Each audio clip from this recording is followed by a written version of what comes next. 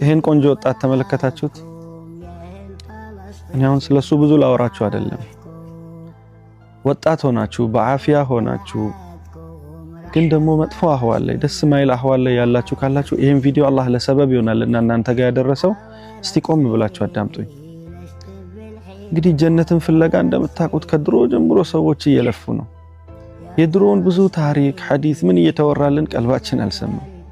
አሁን በዘመናችን ግን እያያችሁ ነው እንደዚህ ያሉ ሸበላ ወጣቶች እንደዚህ ያሉ ትልልቅ የአጀንዳ የዓላማ ሰዎች ሸሂድ ሆነው እየሄዱ ነው ወደ አኺራ። ገዛ ላይ ምን ያህል ህዝብ መከራን እያየ ሸሂድ እየሆነ እየሄደ እያየን ነው።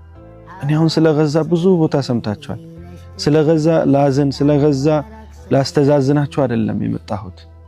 እነሱ ከኛ የተሻለ ኸይር ነገር አልፎላቸዋል። ግን ወጣት ሆነ ጥሩ ጉልበት ሰጥቶ አላህ ይሄን ሁሉ ኒዕማ ሰጥቶ